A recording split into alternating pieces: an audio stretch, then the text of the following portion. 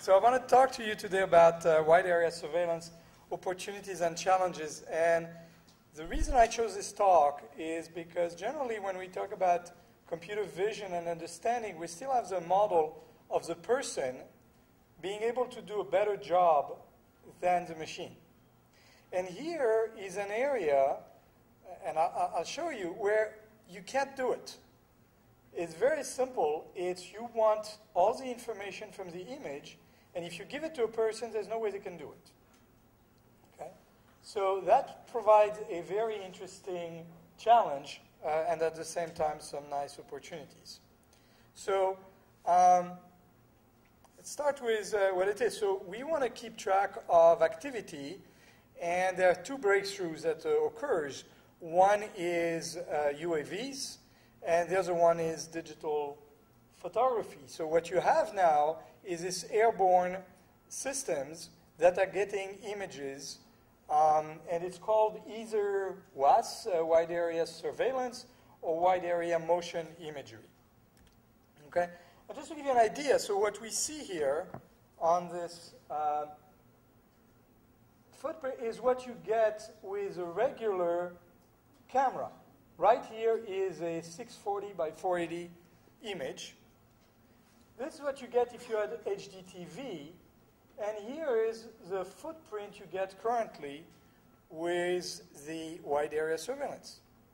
So that kind of gives you the reason why we can't do it by looking at the picture, because those are the pictures where you zoom in and you keep on zooming, and more detail emerges. It's like in the movies, you know, like you see this blurry picture, and suddenly someone pushes a button, and oh, it becomes clear, and so. Well, this is the same, but it's real. Okay, CSI, yeah, right. The CSI movies where they take the digital print and it's all blurry, and then they say, okay, push this magic computer vision button, and it becomes clear, and zoom in, and you zoom in on the face, and oh yeah, of course, now I know who it is. Well, here, you do get the information. So here, if I take this picture right here, this is what it looks like. So by the way, all the data that I'm showing you here is what is called the CLIF data set, which is the only public data set that's available for the research community. Most of the rest is unfortunately classified in every country. So here's the image. So it looks very nice. So what you can do here again is take a piece and zoom in. And you can keep on zooming. And that's what happened. So you get more and more detail as you go. Okay? So that's your imagery. And now, the other thing you need to realize is that this is taken from a moving observer. So this is really what the input to the system is. Okay? What you have is an aircraft that is hovering over an area and giving you a huge pipe of pixels. Okay. So what do we do with this? Okay. So, all right, let's look at what we're getting. So the images I showed you are about 60 megapixels, which is small in terms of this type of imagery. The next resolution is coming about in a month or so. They will deploy the imager, and it's 1 gigapixel. So what's the difference? Mega, giga, you know, it makes a big difference, because suddenly you have to, just getting the data is a challenge. Just receiving the data, because it comes at 2 frames per second. So you get 1 gigapixel twice a second, and in the coming months, it's going to be color 10 times a second. By the way, at 10 hertz and at 1 gigapixel, you can actually see the people. Everything I'm showing you, you don't see the people, you only see the vehicles. Okay? So grayscale today. So let's get into some of the detail, by the way. You can't make a camera that has the proper optics to do it. So the way they do it is an array of cameras that share somewhere here a focal center, okay? So that you do not get any 3D effects. And here you have an array of CMOS, which is regular stuff. Okay. So what do we do with these images? It's very useful for urban planning. You could optimize, for example, the traffic pattern. You can change the lights accordingly. Certainly you can use it for security. You want to recognize suspicious movement. You want to recognize pattern of activity, digital earth, and so on. So now, I said earlier that we can't do it. Why can't we do it? The current paradigm is that you create an image, especially from a UAV, and you put it on the screen. So the goal of it is you may want to do some image processing to make it better and so on, but at the end of the day, there's a person looking at that image and deciding. If it's a military scenario, there are maybe 5 or 6 people, and one decides to press the kill button or whatever. That's how it works. It's people doing it. Well, certainly, you can't do it with this type of images, or you would need an army of people, each one looking at a small piece of the image. And if you do that, you can't see some of the patterns. For example, you may have 2 cars that start at the same place and then are going to diverge and then come back together. That's a very interesting pattern. Well, you can't see that by having an army of people looking at little squares. Okay? So, the goal here is to extract information from this data. And there are a number of steps, from low level to activity recognition. I'm going to guide you through some of them. So the first one is mosaicing. Okay, so why do we need mosaicing? The reason we need mosaicing is because you have really different cameras. So here you have 6 different cameras, which are here, and you want to turn them into one camera. And so you need to correct for all the optical defects. And those are both static and dynamic. So certainly you could do a one-time calibration, but that's not enough because this thing is vibrating.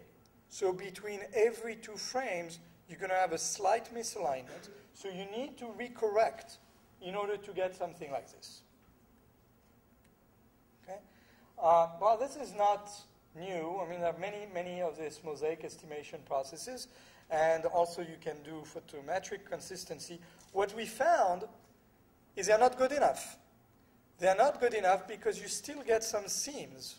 So why are seams important is because if you're following a car on a road and suddenly the road breaks, then you have a problem with your tracker because your tracker has a discontinuity. So we're using a piecewise affine model. So we are modeling everything as a homography plus an additional transform, which is a lens distortion. It's still not good enough. So we are creating here little patches, little triangles, and we are correcting them using a local affine transform. So if you look here at the result, what I want you to see is here some of the errors that still occur if you're doing just a lens distortion, and that's after our local correction. So it's very important to do the low level right, because otherwise you're buying problem for the high level part. So those are the mosaicing results. Notice that you still have a photometric consistency problem, which can be solved by blending. And here are 2 mosaics. That's at the beginning of the sequence, and that's at the end of the sequence. So now basically we have taken a number of images and we know how to make them as if they were taken by a single camera. So what's the next step is to stabilize the video. Because if we're going to do motion detection, it's much easier to do it in stabilization. So what are the challenges? The challenges is that you have 3D. And I think we heard it in the previous talk. 3D is important and you can't ignore it here. So you need to stabilize with respect to the ground planes, but you have some really serious difficulties in there. So what we do is we register to the reference frame after a set number of frames, and we change this reference frame. So we compute the optical flow to the reference frame, we estimate the homography, and we proceed. So if we start from this image, we end up with this one. So notice that the buildings are moving. This is called the parallax effect. That's, you can't stabilize unless you know the 3D in there. So we stabilize with respect to it. So we're going to see that you can treat it as noise, or you can actually treat it as information. Okay. By the way, here is a close-up of one of this stabilization. So here's what happens. So the buildings are moving very nicely together with the ants, actually cars and trucks. So again, let me play it again because I want you to see the goal is to detect every car, track it, say whether it's a car or a truck, and follow them. Now, we're going to have problems when they go behind the buildings, of course, or when they stop and turn and do all kind of interesting things. Okay, so let's talk about tracking now. Now we have stabilized images. How are we going to do the tracking? Well, the tracking is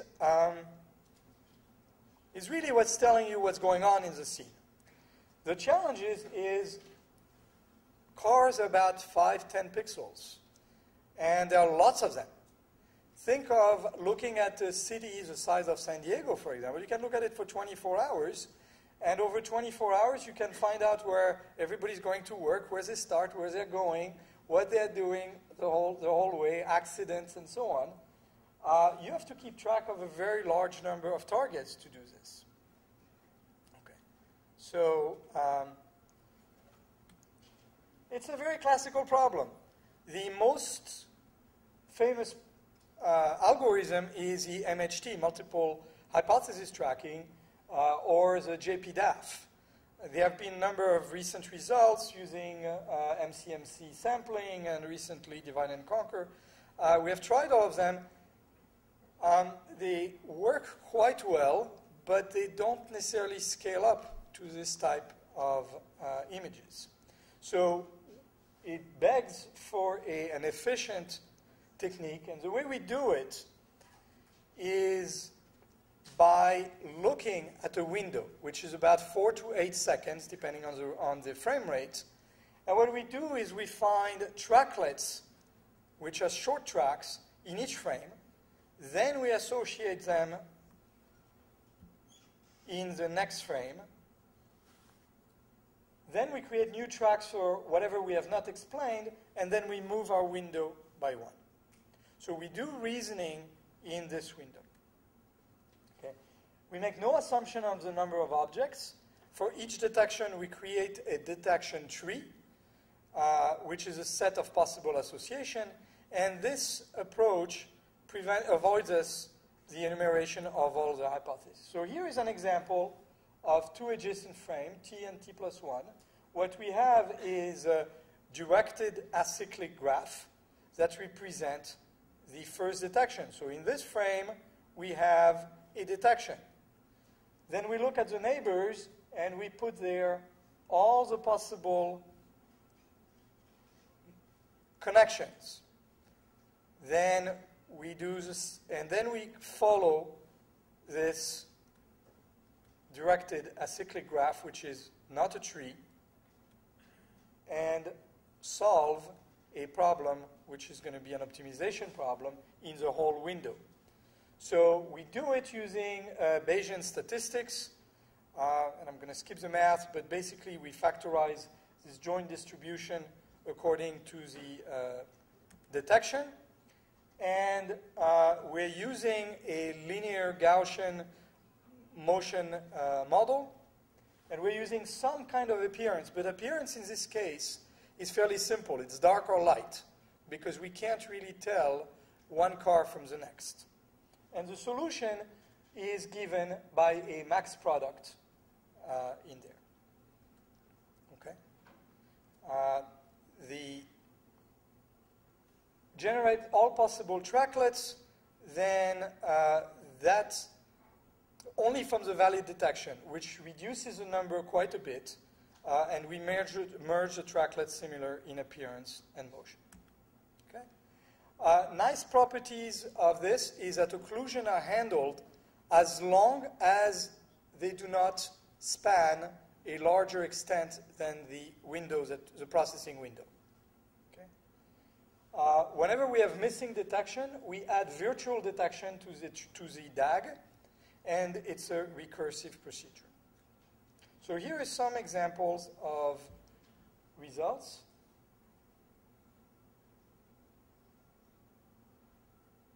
By the way, one of the difficulties in working with this is getting ground truth and deciding whether you're right or wrong. Okay, so we have an army of undergrads that are spending their time clicking on these images in there, on only small windows, of course. Here are some specific examples that illustrate some of the behavior, if it's willing to show it to me. So,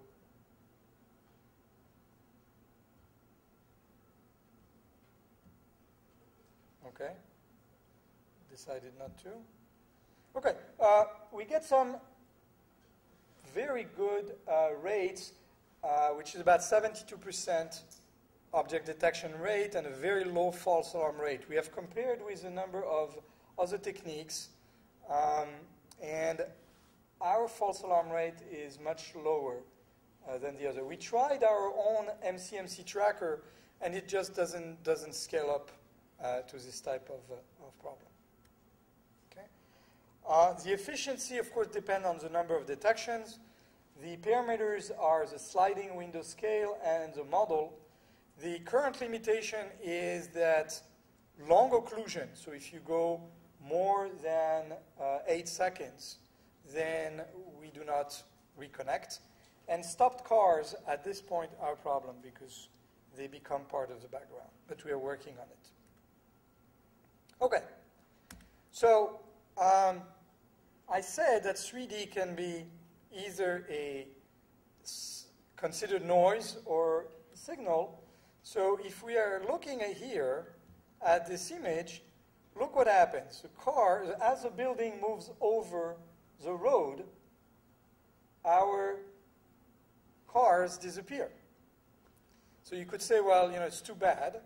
But in fact, if we know the 3D, then we can project a mask onto it and say we have an occlusion here, and therefore I can try to reconnect these two. And this is a CVPR 11 paper. So here is the idea. The idea is we have the GPS data and the inertial navigation. We have a reference image. What we can do is can bring some 3D models, get the camera pose in geo-coordinates, create an occlusion map, and then track the moving objects, get the tracks, find the sources and sinks, and then perform the recognition. So the first part, how do we get the occlusion map? It's important to realize the occlusion map itself is dynamic because the object is moving. So here is an example of the occlusion map.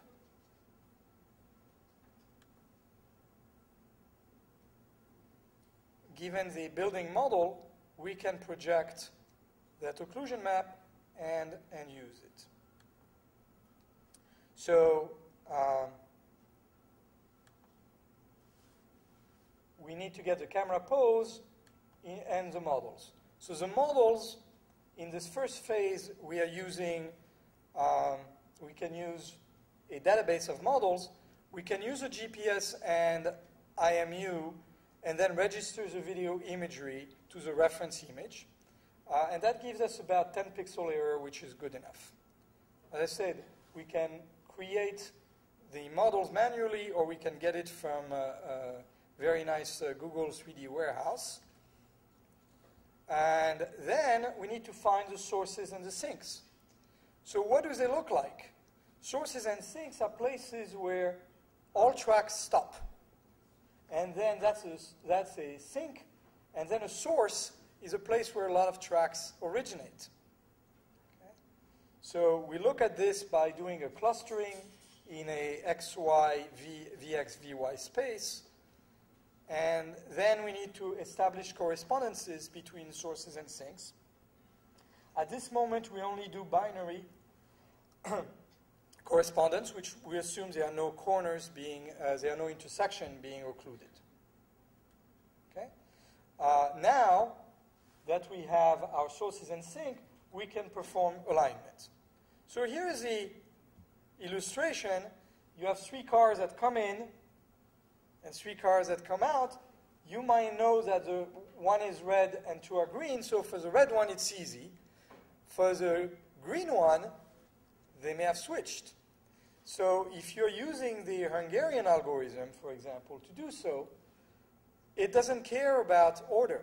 So you're going to get all kind of wrong answers. So instead here, what we are using is a dynamic programming solution where we are matching pairs of tracks and we have a cost for a gap. And if you compare it to the Hungarian algorithm, we get a much better result with many fewer incorrectly linked tracks. So here are examples. I'm just going to show you a couple of examples here of this car disappearing, but it is still being tracked and reappearing on the other side. Here is another example with more. So this is showing you that we are basically imagining the trajectory between these. And well, I say that we needed to get the 3D, but what if I've never seen this scene before? What if I have, so I need to infer it. So to do it, I need to do 3D reconstruction. 3D reconstruction is difficult because buildings are complex. And if you just run your average stereo, you're going to get buildings that have slanted walls. So that doesn't work. So here is the way we do it. We're going to compute a dense disparity map. Then we're going to use the information that lines are either horizontal or vertical as a heuristic. Again, it is not a constraint. It is a heuristic that we're going to build into it. Then we're going to use a 2-pass dynamic approach to do it. So 2-pass dynamic approach, the first pass is we're going to do dynamic programming, but instead of doing it along the epipolar lines, we're going to do it along the extracted lines. So we are enforcing continuity along the extracted line. And the second one, we're maximizing a normal metric. Okay? So this is extremely fast. On a 1,000 by 1,000 image, it takes about 71 seconds to build an entire 3D map. And then if we want modeling, that's a different story. But getting the 3D is extremely fast using the GPU because it is very simple. So let me show you some results here of the scene. And what I would like you to look at is the quality of the walls and the buildings in this case. Here, here's one building. And again, it doesn't have to be the face. So the face are really vertical. And here is one building in particular. If we zoom in on this building, here is the 3D we are able to get out of it. So very, very accurate. And this is done with only 3 images. This is a road that is higher than the rest, and we do get the trees. So it is not because we are enforcing the 3D of the buildings. We also get the non-3D parts. Let me skip this. We did it also, of course, on the cliff data set, and we are getting also similar results. Okay. Okay, so 3D reconstruction is part of it if we don't have models. Now let's move to the meat of it, which is really what we want. All we did so far was just a feeder for this last part, which is the activity recognition. So what are activities here? We have a somewhat simpler problem because effectively we are looking at a 2D world. Things are moving on the road, but we have multi-actor activities. Some of these activities are hierarchical. For example, you can track a car and do a 3-point turn. That can be decomposed. You have sequence of events. You have composition of activities. You have many-to-many relationship between track and activities. And some of them have strong, short or long time scale. For example, speeding. Speeding on a road is a very short-term activity. Meeting can be a very long-term activity or a drop-off. Two cars, one car waits, the other one comes, they stay together for a while, and then they go in different directions. That's a very interesting activity. So there are many approaches. We are using the fact that it's effectively 2D, that we have an enormous amount of context. What is our context? We have the absolute time, and we have the absolute locations. So that makes for a problem to be much easier, but we have no training data. Okay? If you wait for examples of accidents, for example, well, you're going to wait a long time, and then every accident is actually quite different. So here is the way we do it. We use something called entity relationship model. And you might be more familiar with entity relationship models in financial data or things like that. But that's what it is. It's database management system. So we look at it from a database management system point of view. What we have is video produces tracking plus georeferencing.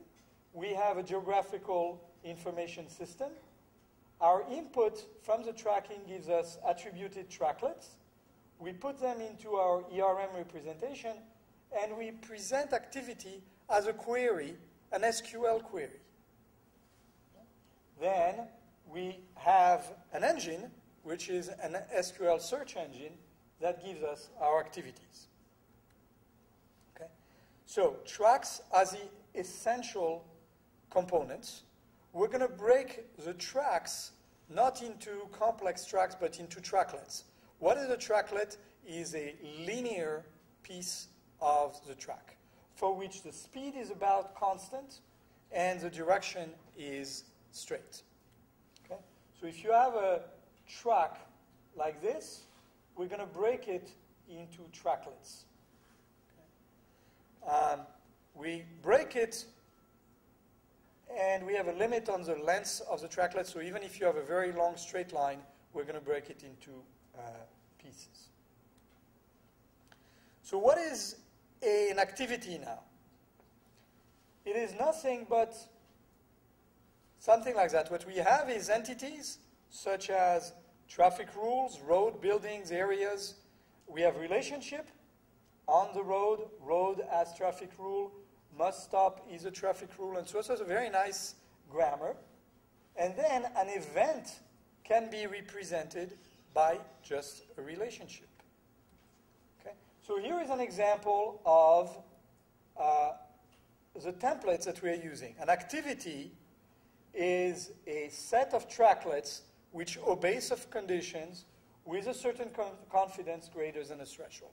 So that's what an activity is in our world. So speeding is the set of tracklets for which it is on a certain road, and the speed of this object is greater than the allowed speed on the road. So look at the different type of activities that we can do. We can have simple ones. So simple ones are independent of the context. A U-turn, a loop, a two-point turn, or a stay. Those are context-free. Geospatial are being on road X, X being whichever road you want, speeding, stop violation, traveling from point A to point B, where A and B are absolute. Multiple actors, sources, sinks, following, creating a convoy. Those are activities that are multiple actors. And then we have composite ones, which are compositions of elementary activities. So here is an example of a loop. So what you see here is this car comes here, does a three-point turn, goes back, and goes here. So there is a segment which is a loop in here, which we detect. And here is the SQL statement. Another one is a source. So we define a source as two cars coming and disappearing together. And then you say that a source is a confluence of such two cars happening. Geospatial activity, being on road X, that's the very simple one. Okay. We did some preliminary validation that we are able to get the loops, the three-point turn, and so on, and we get very nice results. We can work, by the way, not just with visual tracks, but with GPS tracks. Because now GPS tracks have the same structure. So here are all the loops. How did we get these loops? Same thing, the same undergraduate students, when they're done labeling the cars, we put them with the GPS and we have them run around campus doing stupid things, and then we detect it and verify that we actually detect it. Okay. We did get some data, which, interestingly, the data itself is classified, but the tracks are not. So we got the tracks, and we had 7 hours. So we get a 7-hour chunk of data, and creating 50,000 entries in a database, and all they wanted was coordinated movement, brush pass, and dead drop. So let me show you what we get. So here are an example of coordinated arrival. So here, there's two cars. They started differently, but they're going to stop at, they suddenly merge and follow each other. So this is a coordinated arrival. Here is a brush pass, correctly detected. So again, you have one car that's standing there, waiting, and then the other car comes, stop, and then they both leave together. Okay? This is real data. This is where little triangles is just for illustration. This is real data. And the result is also from our system. Another example of brush pass. Two cars.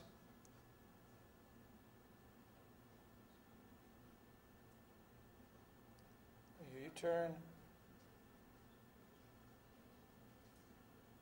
And we define it as brush pass. You can also call it meeting.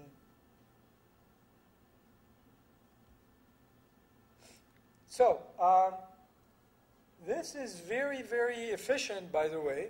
It takes about 2 minutes for one query on a very, very large data set with 7 hours. The current limitation is that we have confidence, but we don't have really probabilistic framework for it. Okay. So, I've given you kind of a vertical of this problem where you start with a different type of data. We have practical solution for the low level.